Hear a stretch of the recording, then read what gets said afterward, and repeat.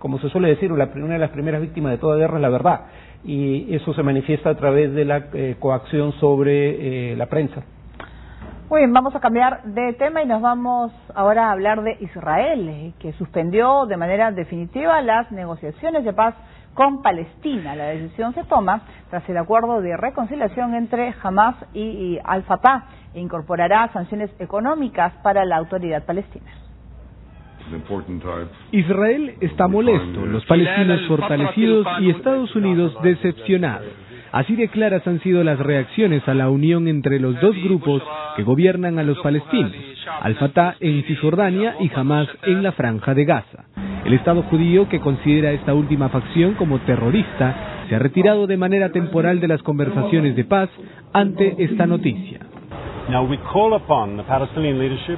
Ahora hacemos un llamado a los líderes palestinos a revertir esta decisión perjudicial y negativa. Entonces estaremos dispuestos a regresar a las conversaciones. Al-Fatah, principal partido de la Organización para la Liberación Palestina, OLP, y Hamas habían firmado un acuerdo de reconciliación para terminar con la división entre Cisjordania y Gaza en 2011, pero la mayoría de las cláusulas nunca se aplicaron. Hoy esto ya es una realidad. Si Netanyahu quiere conseguir la paz, debería considerar este acuerdo como una oportunidad real. Sin embargo, el nuevo gobierno de unidad entre las dos principales facciones palestinas no hace retroceder al secretario de Estado norteamericano John Kerry, que desde hace 9 meses encabeza el proceso de paz. Creemos que es el único camino a seguir, pero obviamente este es un momento muy difícil, así que los líderes deben decidir. Todo depende de ellos. Desde su reanudación el 29 de julio de 2013, las negociaciones entre palestinos e israelíes se toparon con cuestiones esenciales del conflicto: las fronteras, las colonias, la seguridad, el Estatuto de Jerusalén y los refugiados palestinos.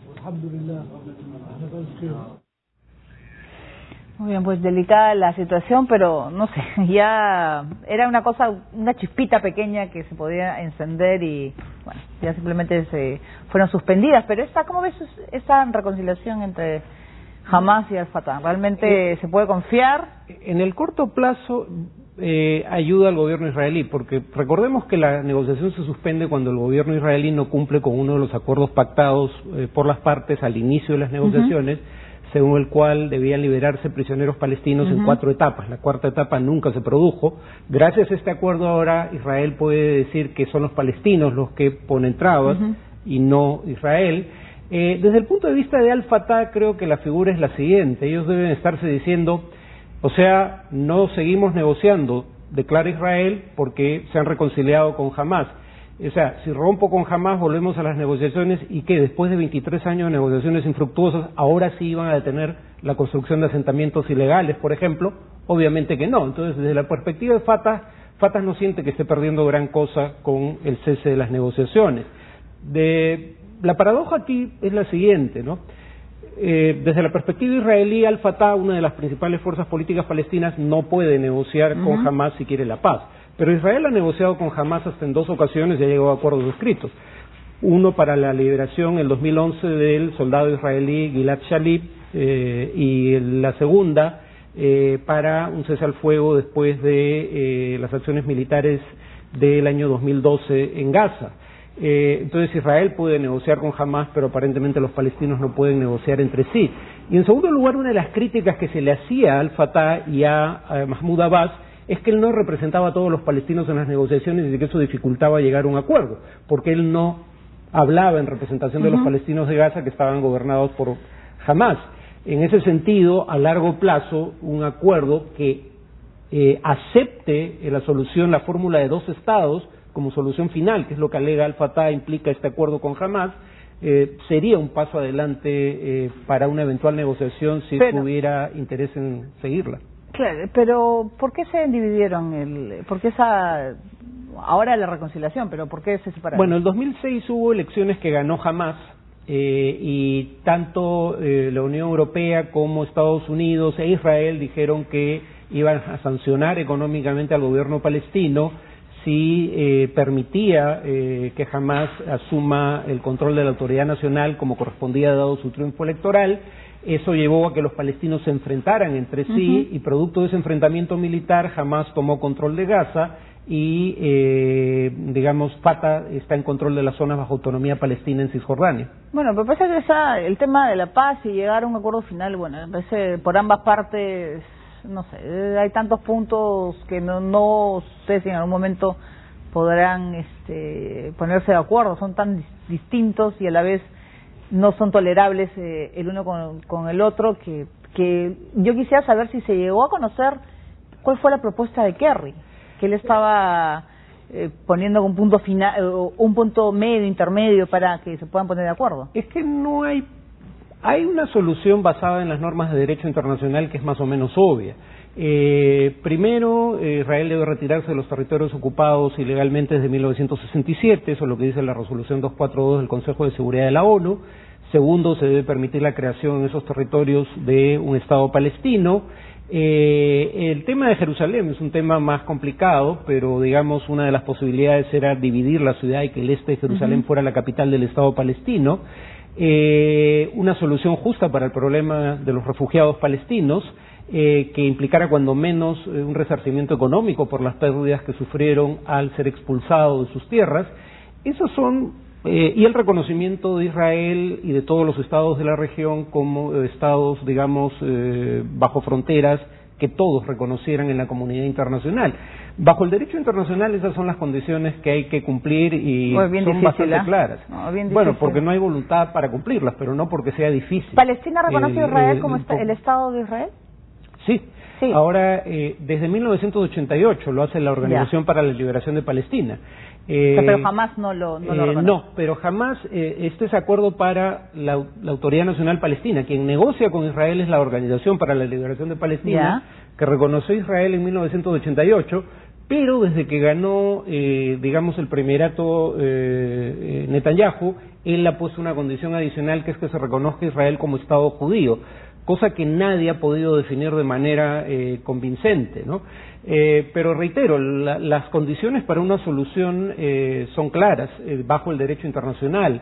Yo personalmente creo que la responsabilidad fundamental aquí recae en Israel, que no acepta dejar de construir asentamientos ilegales en tierras confiscadas a sus legítimos propietarios. Algún día llegará la paz, espero.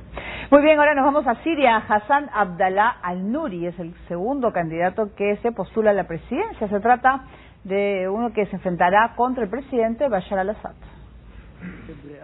Él es Maher Abdel Hafiz Hayar, el primer candidato en inscribirse oficialmente para participar en las elecciones presidenciales de Siria, que se celebrarán el próximo 3 de junio.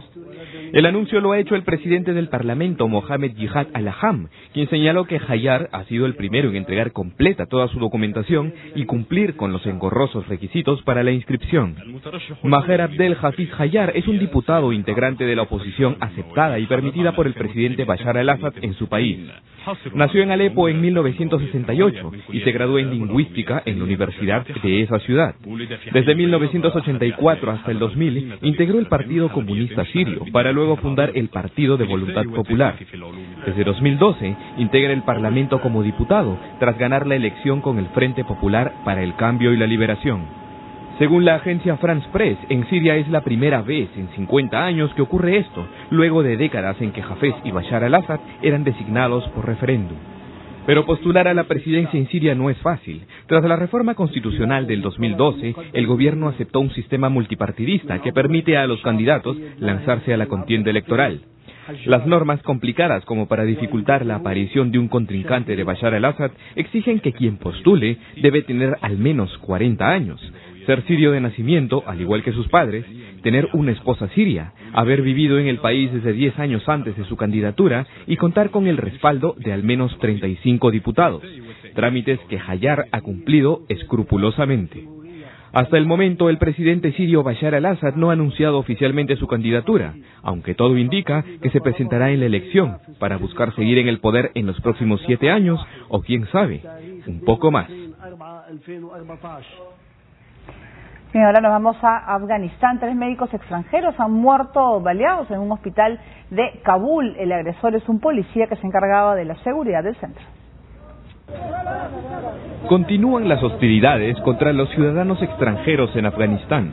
Esta vez, 3 estadounidenses murieron baleados por un guardia de seguridad en un hospital materno-infantil de Kabul, que era financiado por una organización de caridad cristiana norteamericana. Además, una 4ª persona quedó herida durante esta agresión. Un funcionario de la embajada estadounidense confirmó la nacionalidad de las víctimas, aunque prefirió no dar más detalles. Sin embargo, la ministra de Salud afgana, Suraya Dalil, ofreció más información y dijo que se trataría de un médico, además de un padre de familia y su hijo que asistían al hospital. Por su parte, el portavoz del Ministerio del Interior, Sadiq Seddiqui, declaró sobre el agresor y la investigación que se abrirá contra él. Este fue un incidente desafortunado realizado por la mañana. El atacante era un guardia de seguridad policial del hospital. Abrió fuego contra extranjeros que estaban ahí y por desgracia murieron. Los heridos han sido trasladados al hospital mientras que la policía detuvo al agresor. Vamos a investigar y averiguar los motivos detrás de este ataque. Si bien los talibanes se han atribuido otros ataques ejecutados contra extranjeros, hasta el momento no han dicho nada sobre su responsabilidad respecto a este asesinato. Vale recordar que en los últimos meses Afganistán ha sido escenario de diversos ataques contra ciudadanos de otros países, siendo el más reciente el asesinato de una periodista de la agencia Associated Press, realizado un día antes de las elecciones presidenciales. Bien, y 3 semanas después de las elecciones presidenciales en Afganistán, la Comisión Electoral ha presentado los resultados al más del 82% en base a los votos de las 34 provincias. Quien hasta el momento ha obtenido la ventaja en la elección es el candidato Abdullah, que tiene el 43,8% de los votos, mientras que Ashraf Ghani con 32,9%. Esto significaría que la primera vuelta no ha definido un ganador absoluto como manda la ley electoral, por lo que se tendría que realizar un balotaje a más tardar a fines de mayo. Si bien hay algunos que plantean no realizar la segunda vuelta por motivos de seguridad, Abdullah, favorito en el proceso, señala que los ciudadanos merecen un resultado claro. Por ello es necesario un segundo proceso. Muy bien, por motivos de seguridad también para los electores, ¿no? Imagínate ir a votar y... Claro, la razón por la que están aumentando los atentados son dos, o las razones son dos. La primera es que precisamente se están realizando elecciones presidenciales y en tanto no las considera legítimas, el movimiento talibán intenta boicotearlas. Y efectivamente proteger a la población que quiere acudir a votar va a ser un reto importante también en la segunda vuelta, lo fue en la primera. La segunda razón por la que arrecian los atentados es porque las tropas extranjeras están en proceso de repliegue. No se van a retirar todas, pero se va a retirar la gran mayoría y ya no van a ejercer mayores funciones de combate, salvo probablemente ataques con drones y algunas operaciones de tipo comando, pero no van a estar en los frentes peleando. La guerra va a ser cada vez más una guerra entre facciones de la sociedad afgana. Y en cuanto a los candidatos a la presidencia, los dos que han pasado a segunda vuelta son virtualmente intercambiables. Los dos provienen de la mayoría pashtun del país, que es como el 60%, digamos, étnicamente hablando, de la composición demográfica del país. Los dos han sido ministros del actual presidente, aunque Abdullah fue luego rival suyo en la última elección presidencial, que el presidente actual, o el presidente saliente, Hamid Karzai, ganó con fraude según las propias Naciones Unidas. En ese sentido es un poco más lejano que Ghani, que además de ser ministro en su momento de Karzai, fue funcionario del Banco Mundial. Los dos están dispuestos a firmar un acuerdo para que parte de las tropas extranjeras, sobre todo estadounidenses, permanezcan en el país después de diciembre de este año. La ventaja que probablemente tenga Abdullah, y probablemente por eso está encabezando, la votación en la primera vuelta, es que él tiene más posibilidades de obtener votos en zonas donde no son mayoría los pashtun, en el norte del país, porque fue aliado de esos grupos durante la guerra civil contra los talibanes. Muy bien, vamos a hacer, Farid, nuestra primera pausa del programa. Vamos a regresar con detalles del segundo día de huelga que están realizando soldados bolivianos exigiendo reformas militares. Y también Mario Vargas Llosa desde Caracas, Venezuela. Él ha dicho sobre las protestas antichavistas que en Venezuela han revivido la libertad. Volvemos.